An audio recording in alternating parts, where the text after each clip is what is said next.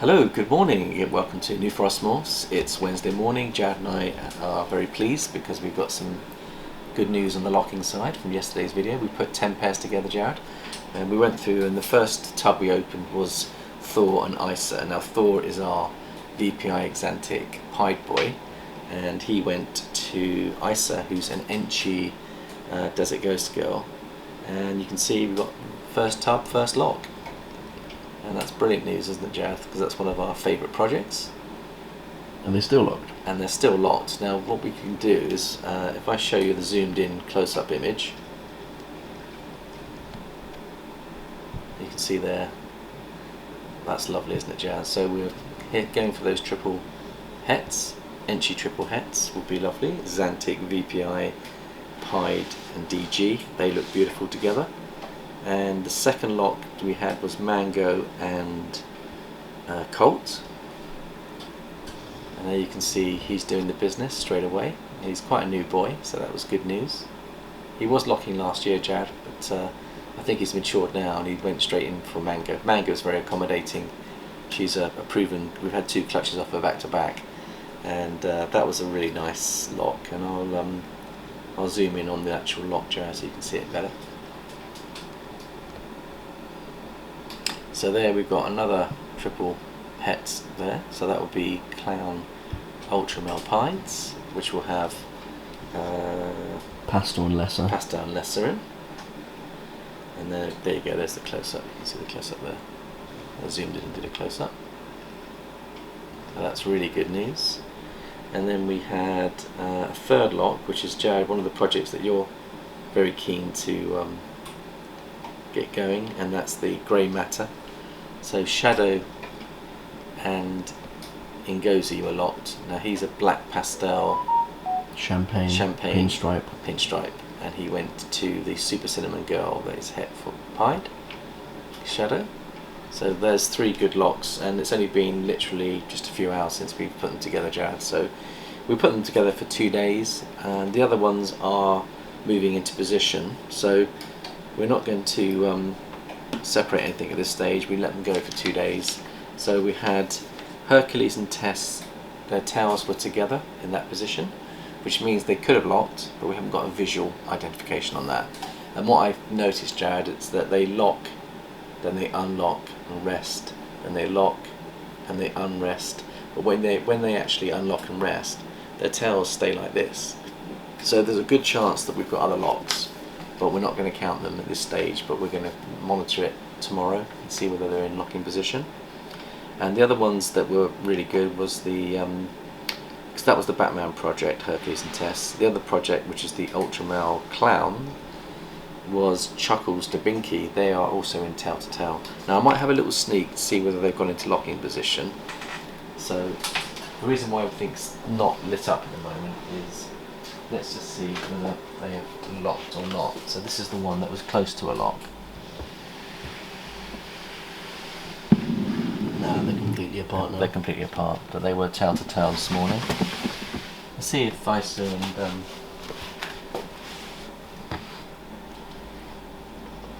Thor are still locked. They're finished. They've unlocked. So that's how quickly you can miss it. Yeah. Mind you, when you come in, you are disturbing, Jared. Yeah. Let's have a look at Mango and see if they're still locked. Yep. So there you go, there's the one that's still locked. So there you can see. And she was bowl wrapping yesterday, but she moved off the bowl wrap, took a lock, and he was obliging. Let's see if Tess, these ones were tail to tail, see if they've locked. Still tail to tail. I think that's going to be a lock though, Jared. Yeah. Or already has been. And also he's on top of her, which is a good sign when they're on top. See if Bubbles is locked. So we've got Hercules is normally a good locker. She's kind of scatty, isn't she, Bubbles?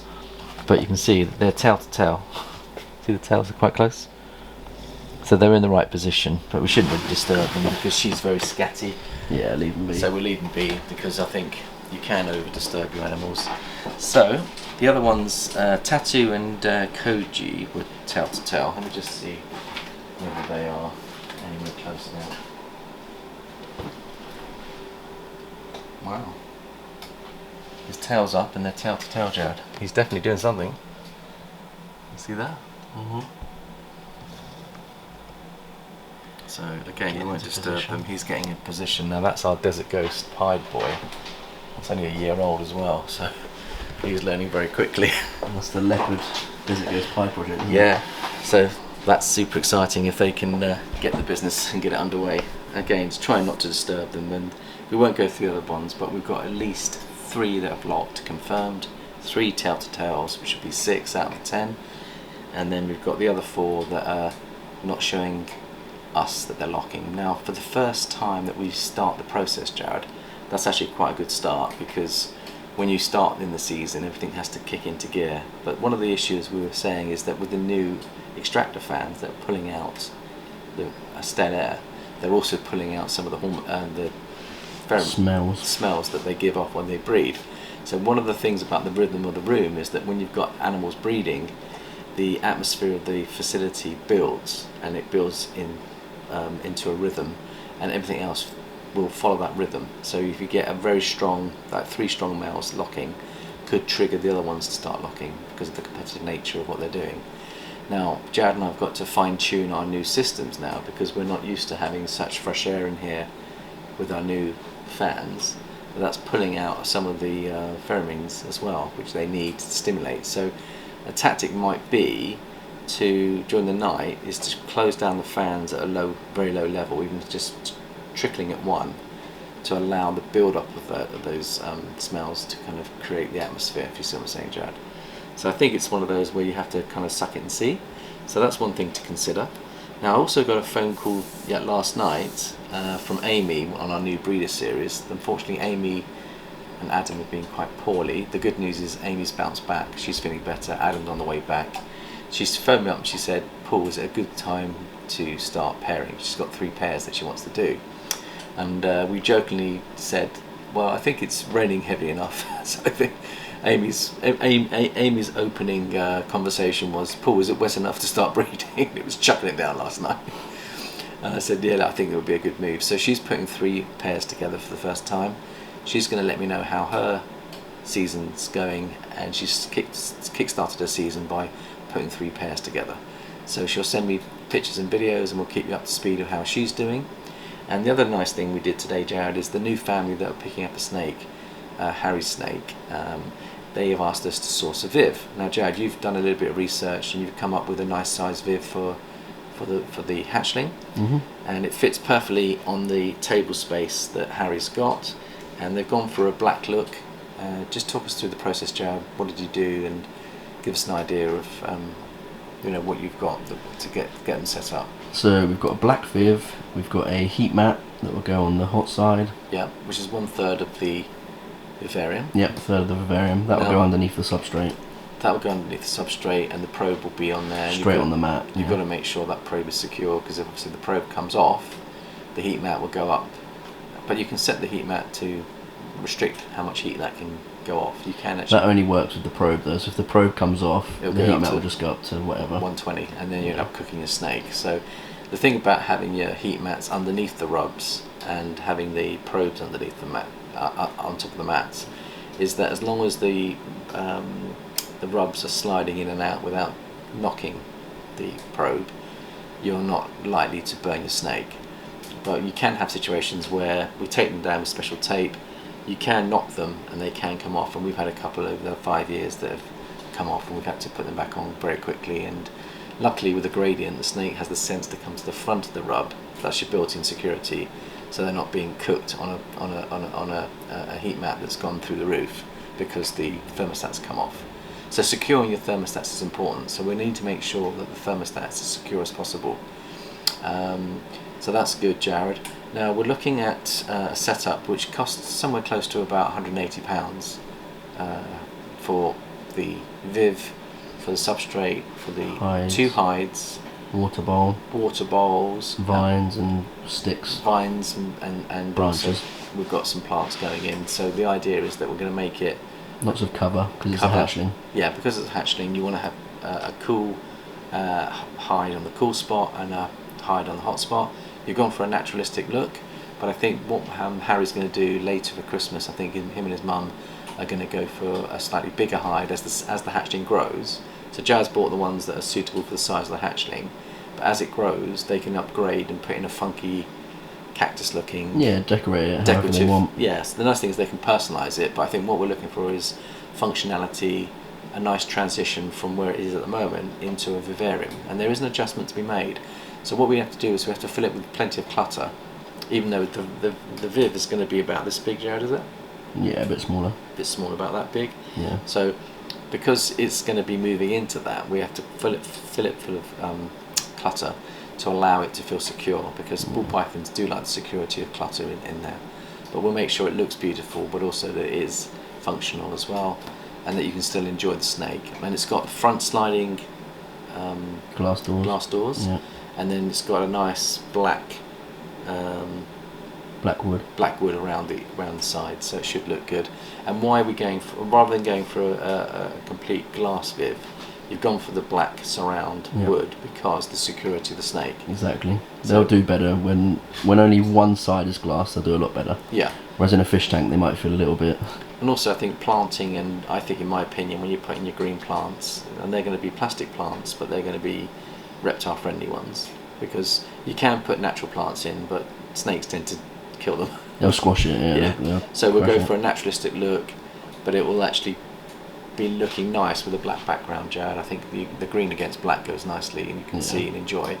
And then we'll have a nice cocoa substrate on there, and we'll order that today. So Harry's mother very kindly transferred the money over into our account today. Then we can then buy it in, and what we'll do is we'll do a video basically building the vivarium, and it may well be that we invite Harry over to help us with the build, and he may want to come and get involved in that process. And then what we can do is we can actually leave the snake in the vivarium to see how it settles in, and then just make sure that everything's working correctly, that the snake's comfortable, and then he can be taken home, and hopefully the transition will be a good one. So I think it'll be useful to do a video on this, and Jared, we can do that later. So I think things are moving forward quite nicely. We've delayed our feeding. Now this is another tip about when you're breeding. We've got one more day of breeding before we then put the pairs back into their tubs. So what we didn't want to do is, even though we need to feed the hatchlings either today or tomorrow, we made the decision not to feed the hatchlings today, because by bringing out rats and creating smell, you can stimulate the breeding pairs to come off breeding and focus on feeding. So it's all about getting the timing right. So what we're going to do is we're going to finish breeding, we'll check again, see if any other locks are going to occur tonight and tomorrow. And it might be worth me popping in at night time, because I think a lot of the locks occur when it's dark, Jared. And the fact that we've been in here, we've been moving and cleaning. Now the other thing that Jared's done is you've put all of the hatchlings onto cocoa husk now. And we've closed down 2 of the baby hatchling racks behind us. They're no longer required. Everything's in the professional hatchling racks, or the grow-ons, so that's a good thing. So we've got about 155 hatchlings and grow-ons, and we've also got about 100 other adults as well. So Jared, just to finish, you sent me a picture of a pickup that you've gone for. Yep. And it's following on from yesterday's video, because the project that you want to get into, I believe, was the Super GHI. Yeah, I want to get Super GHI into things, and just GHI in general. Yeah. I think it's one of my. I like the dark morphs, and GHI really is a nice dark morph. So there we go, Jared. You ordered that today, and I'm just still waiting to hear back from him, but.